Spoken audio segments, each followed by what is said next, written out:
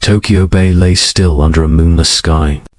Its dark waters mirrored the dim glow of distant shoreline lanterns, broken only by the faint ripples of a midnight tide. The air was heavy with summer humidity and the faint hum of engines from anchored Japanese warships.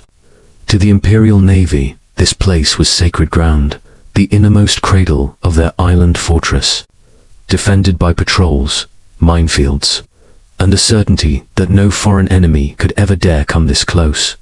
But beneath the placid surface, something moved. Steel hulls slid like shadows through the water.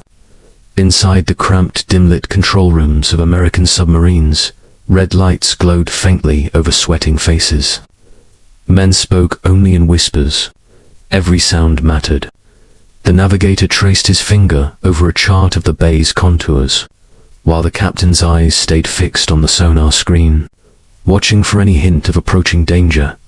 A soft ping echoed through the whole enemy patrol boat. Bearing starboard, silent running, the captain mouthed. The engines eased to a near stop. The crew held their breath as the Japanese vessel passed overhead, its searchlights sweeping the water. Unaware of the intruders lurking just meters below, they were ghosts in the heart of Japan then. A sudden flash, the unmistakable hiss of torpedo tubes flooding. Metal latches clanked. Compressed air hissed. Seconds later, a thunderous underwater explosion shattered the bay's stillness. Flames licked skyward from a Japanese freighter. Sirens wailed from shore batteries. Searchlights crisscrossed frantically over the water, too late to catch the attackers who had already slipped back into darkness. The unthinkable had happened.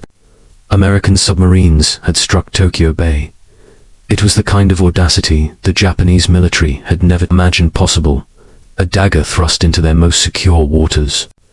Panic rippled through the naval harbor as officers scrambled to respond, wondering how enemy submarines had slipped through their nets undetected. But this daring raid didn't come from nowhere. To understand how such a mission was even conceived, we must turn back to the smoldering aftermath of Pearl Harbor. Just months earlier, the United States Navy had been brought to its knees. On the morning of December 7th, 1941, Japanese aircraft rained destruction on Pearl Harbor.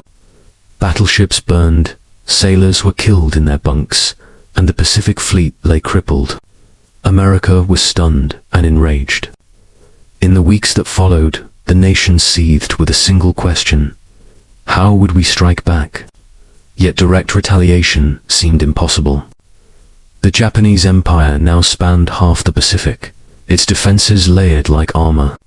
The US Navy had lost most of its battleships, and its carrier force was still too fragile to risk near Japan's shores. Any large-scale invasion was years away, but American commanders knew that morale demanded action. They needed to show the Japanese homeland was not untouchable. For Tokyo's leaders, meanwhile, victory seemed inevitable. The Pearl Harbor triumph had inflated their confidence. Newspapers boasted of Japan's invincibility, and the Imperial Navy proclaimed its coastal waters impenetrable.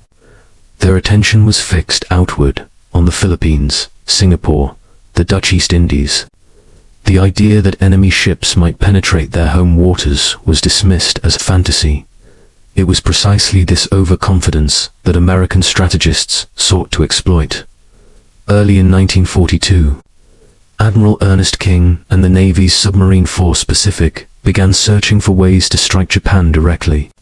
While carriers were precious and vulnerable, the submarine fleet remained largely intact, slender, stealthy, and expendable. These boats could operate alone, without support, slipping through enemy lines unseen.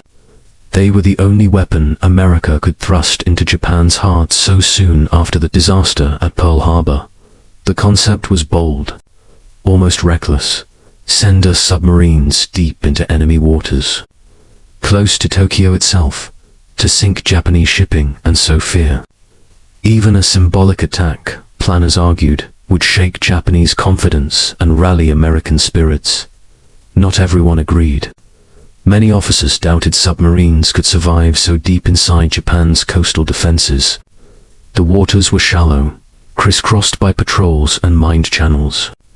If detected, the boats would have little room to dive or escape. It would take expert crews, nerves of steel, and perfect timing. But desperation breeds daring. The order went out. Submarines would prowl the approaches to the Japanese mainland, and if opportunity presented itself, they would pierce Tokyo Bay.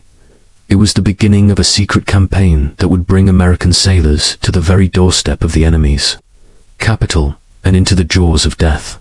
But to carry out this mission, the Navy needed the right weapons: silent, elusive hunters capable of surviving the most dangerous waters on Earth. America's submarine fleet in early 1942 was small, but lethal. The backbone of this ghost fleet was sleek. Diesel-electric fleet submarines like the USS Trout, USS Grenadier, and USS Gudgeon, stretching over 300 feet long. These steel predators carried torpedo tubes in their bows and sterns, capable of unleashing a spread of explosive warheads powerful enough to rip open a battleship's hull. Yet their true strength was stealth.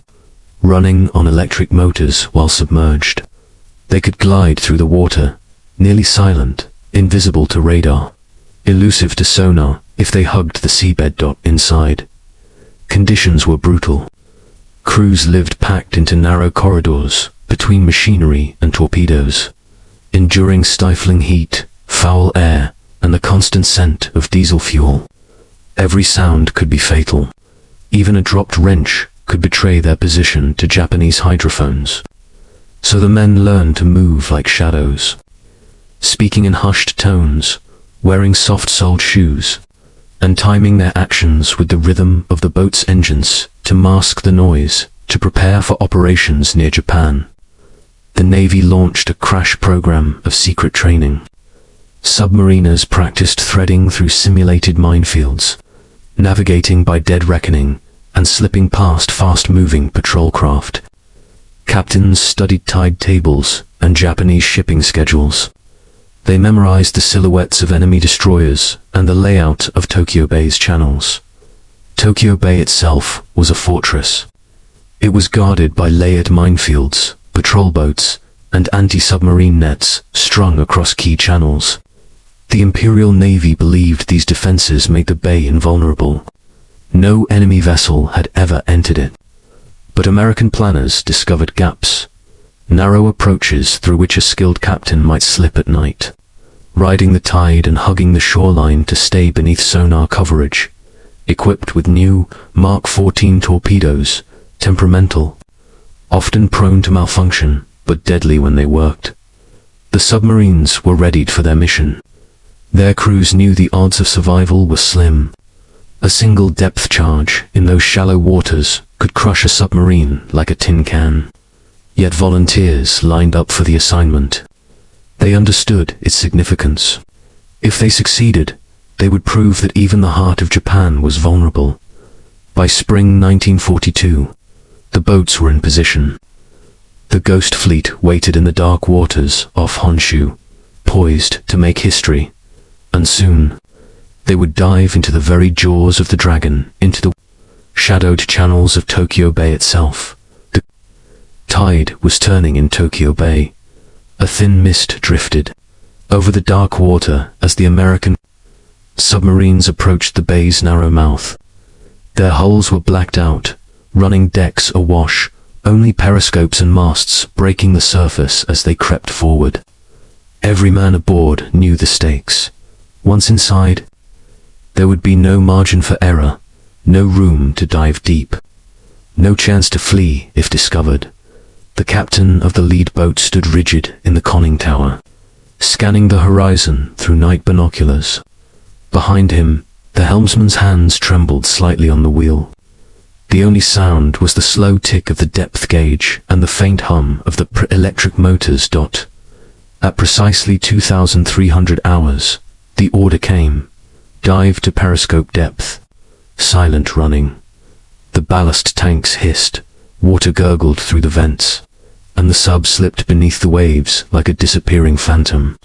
Red lights flicked on inside the control room. The crew whispered as they shifted to their battle stations. Forward torpedo room. Ready. Aft tubes. Ready. Engines cut to a near-silent crawl. The approach was agonizing. They inched forward, guided only by dead reckoning and faint outlines on the sonar. Every few minutes, the operator would whisper, "Ping, contact." Bearing 350, the captain would nod silently, adjusting course by a single degree. Above them, Japanese patrol boats crisscrossed the surface, their propellers thrumming like distant drums. At one point, a destroyer passed so close its shadow loomed through the periscope lens, blotting out the stars. The crew froze. Even a small change in water temperature could produce a telltale thermal wake. If the destroyer's hydrophones caught it, depth charges would rain down within seconds. They held their breath as the destroyer rumbled overhead and passed. Deeper inside the bay, the waters grew shallower and narrower. Anti-submarine nets barred certain channels, while minefields dotted others. The Americans had studied the charts obsessively, memorizing where currents might have swept the mines aside. The captain ordered the sub to glide forward on inertia alone, engines off, drifting like a ghost through the black water. 50 feet beneath the keel, the navigator whispered. 45, 40. Any lower, and they would scrape bottom. Any higher, and they risked striking a mine. Hours passed, like lifetimes. Sweat beaded on brows, ran down necks. A petty officer silently mouthed prayers in the dim red glow. The pressure hull creaked as the water pressed against it. Then, just before dawn, the sonar pinged softly, a cluster of ships at anchor. Silhouettes barely visible through the periscope. Japanese freighters, tankers, smaller patrol vessels. They had made it. They were in the heart of Tokyo Bay. The captain lowered his binoculars, voice barely above a whisper. Prepare to fire. At 043, 2 hours. The first torpedo slammed into its target. The explosion ripped through the stillness like thunder. A Japanese freighter shuddered, split open, and burst into flames, the shockwave throwing water high into the air. The roar echoed off the hills surrounding the bay. Before the echoes faded, the second submarine fired. 2 more torpedoes streaked away, their wakes like pale scars in the water. One struck a moored fuel barge. A blinding fireball erupted, turning night to day. The blast lit the American periscopes as they dipped below the waves, retreating to safety. Tokyo Bay had become chaos. Sirens howled from the shore. Searchlights swept wildly across the water, stabbing through the smoke. Japanese sailors scrambled to battle stations, shouting orders that dissolved into panic. Coastal guns barked, their shells splashing harmlessly in empty water. The attackers had already shifted positions. Depth charges soon followed, hurled blindly into the bay. Great plumes of water rose as explosions thudded through the deep. Inside the submarines, the hulls rattled like struck bells. Bolts rained from overhead pipes.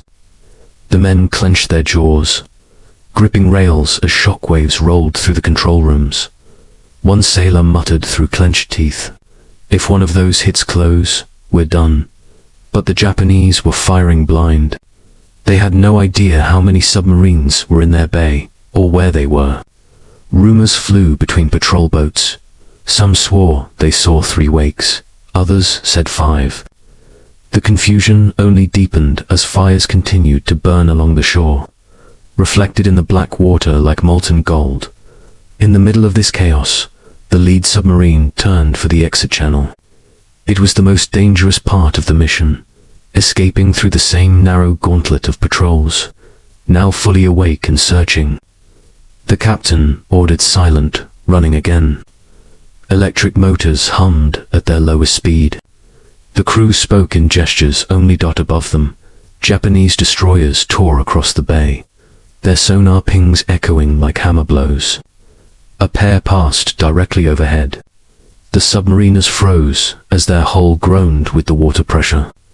A single depth charge rolled off the destroyer's stern and splashed into the sea behind them, but detonated too far to do harm. Then suddenly, the water grew darker, deeper. The charts were right. They had reached the open sea again.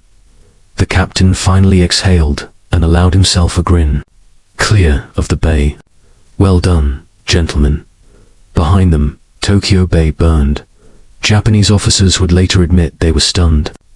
No one had imagined enemy submarines could penetrate their most secure harbor. The attack had been small in scale, but devastating in impact. It shattered the illusion of safety that had surrounded Japan's home waters since the war began. For the Americans, it was more than just a victory. It was proof. Proof that they could strike the empire at its core and survive to tell the tale. Beneath the steel, charts and torpedoes were men, young, weary, and very much mortal. When the submarines finally cleared Tokyo Bay's mouth and dove into the open Pacific, silence filled their cramped passageways. Not the tense silence from before. This one was different. It was the sound of stunned relief. Hands that had been clenched white on consoles now trembled with exhaustion. A few men slumped against the bulkheads, letting their breath out for what felt like the first time in hours. Inside those pressure-tight walls had been a small, floating world, bound together by trust. The men had faced death together in the darkness, and lived. Many were barely in their 20s, farm boys from Iowa or machinists from Detroit, hurled halfway around the world into a secret war beneath the sea. In the control room, Ensign Robert Bobby Kane grinned through the sweat streaking his face and muttered, "Guess we showed M in the forward torpedo room." Petty Officer Sam Whitaker carefully patted the still warm steel of the empty tubes, whispering, "Good girls." It was half joke, half prayer. Life aboard a submarine was harsh, even on ordinary patrols. There was no sunlight, no fresh air, and little privacy. Hot bunking meant 3 men shared 2 beds, sleeping in shifts. The air stank of diesel, sweat, and machine oil. Food went from fresh to canned to barely edible as the patrol dragged on. Everyone lived inches from the machinery that kept them alive, and that could kill them if it failed. Yet the camaraderie was unshakable. There was no room for ego in a steel tube. Each man depended on the others absolutely, to keep the boat quiet, to keep the bearings true, to launch the torpedoes without a flaw. A single mistake could doom them all. They had gone into Tokyo Bay knowing the odds were grim. If caught, no rescue would come. They would be crushed by depth charges or stranded in shallow waters where they couldn't dive deep enough to escape. The thought haunted them, but they had buried it beneath duty. Some wrote quick notes to loved ones before the mission began. Notes to be mailed only if they didn't return. One sailor left his tucked inside his locker. "Mum, if this makes it to you, I went down fighting. Don't cry, I chose this." When the boat surfaced safely hundreds of miles from Japan, those notes stayed sealed. They had defied the odds. They had walked through the jaws of the dragon and returned alive, and though they would never say it out loud, each man knew the truth. They had become part of something far larger than themselves. The first Americans to pierce the heart of Japan, while the American sailors caught their breath on the far side of the Pacific. Tokyo reeled from shock. At dawn, Japanese coastal patrols still searched the bay, sweeping for the phantom attackers. Fires smoldered on the docks. Oil slicks spread across the water where the freighter had sunk. Divers found the mangled remains of torpedo fragments lodged in twisted hull plating. The question on every officer's lips was the same: how? Tokyo Bay had been considered untouchable. For decades, the Imperial Navy had boasted that no enemy vessel could breach its defenses. Minefields, patrol boats, and anti-submarine nets guarded every approach. Yet, in the early hours of that morning, American submarines had slipped in unseen, struck, and escaped without a single loss. Panic rippled through the high command. Meetings were called in hushed urgency. Admiral Shigetaro Shimada, the Navy minister, demanded immediate answers. The Home Fleet's commander ordered round the clock patrols and began shifting destroyers from distant war zones back to the home islands. Minesweepers were sent to recheck every channel. New sonar stations were rushed into construction. It was not just about the damage, it was about what the attack symbolized. If the enemy could reach Tokyo Bay, they could reach anywhere. Japan's industrial ports, fuel depots, and even the capital itself were suddenly within reach of an invisible enemy. The illusion of absolute safety had been shattered overnight. Worse still was the psychological effect on the Japanese public. Rumors of the raid spread quickly, despite censorship attempts. Fishermen claimed they saw foreign periscopes near Yokohama. Tokyo newspapers quietly admitted that a minor incident had occurred, but offered no details, fueling more speculation. In taverns and markets, whispers grew. The Americans were at the gates. Within the Imperial Navy, pride curdled into humiliation. Officers who had once mocked American naval power now spoke in clipped, angry tones. Some blamed incompetence among the harbor defenses. Others blamed luck. A few quietly admitted what no one dared say aloud, that the Americans had been bold, bolder than anyone had imagined. The raid forced Japan to divert precious resources back to homeland defense, patrol craft, escorts, sonar operators, weakening their distant fleets just as the war was expanding across the Pacific.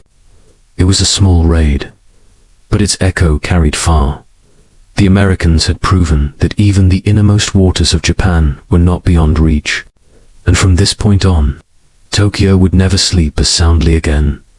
The men who had slipped beneath Tokyo's sleeping lights were now thousands of miles away, back in the relative safety of Allied bases. Their steel predators crept home on silent motors. Crews bone-tired, yet wired with disbelief at what they had just done. But halfway across the world, their ripples were only beginning to spread. News of the raid reached Pearl Harbor through encrypted bursts, relayed from island to island across the Pacific. When Admiral Chester Nimitz read the first decrypted logs, he reportedly stared at the page for several long seconds, then simply muttered, "They made it in and out." It was more than just a daring success. It was proof that the seemingly impenetrable walls of Japan could, in fact, be pierced in Washington. The Operations After Action report was quietly circulated among the Navy's highest officers. There were no headlines, no public fanfare. Secrecy still cloaked everything. Yet within those secure rooms, the mood changed. Until now, America's submarine fleet had been treated as commerce raiders, tasked mainly with sinking supply ships and harassing convoys. But here was evidence they could strike symbolic blows as well. Blows aimed not at tonnage, but at the Japanese psyche. Orders began to shift. Patrol sectors were redrawn farther west, deeper into enemy waters. New priority targets were added: anchorages, fuel depots, and harbors once considered too dangerous to approach. Training manuals were updated, with tactics borrowed directly from the Tokyo Bay incursion: silent, running in shallow water. Periscope discipline, coordinated multi-sub infiltration. Suddenly, the Pacific felt just a little smaller, and a lot more dangerous. Meanwhile, in Japan, the shock had curdled into obsession. Imperial Navy staff launched frantic inspections of every coastal barrier. Patrol routes were doubled, then tripled. Boom nets stretched like rusted spiderwebs across key approaches. Entire squadrons of subchasers were reassigned from offensive patrols to guard the home islands. For a nation already stretched thin across half the Pacific, it was a costly diversion of ships, fuel, and manpower. But the fear of another foreign raider slipping into Tokyo's inner sanctum gnawed at them. The raid's psychological tremor reached even further than either side realized. Across the Pacific theater, Allied crews whispered about it in mess halls. A secret legend passed from one patrol to the next. It told every submarine crew huddled in the dark that no place was truly off-limits. And though the raid had left no smoking craters, no wrecked warships, it had cracked something even more valuable. The illusion of safety Japan had wrapped around its capital. This moment, however, was not the end of the story. It was the spark, and sparks, given time, can become wildfires. Years passed, and the war's tides swallowed the memory. Bigger headlines soon drowned it out. The Doolittle raid's bombers, the firestorms over Tokyo, the atomic mushroom clouds that ended it all. Yet, hidden in the quiet spaces of history, the story of the secret submarine raid endured, whispered in wardrooms, footnoted in classified reports, and etched forever in the memories of the men who were there after Japan's surrender. Allied occupation teams stumbled upon fragments of the Imperial Navy's secret investigation, frantic memoranda, hastily redrawn harbor charts, and disciplinary files for patrol captains who had been blamed for inattention only decades later would. Declassified U.S. submarine.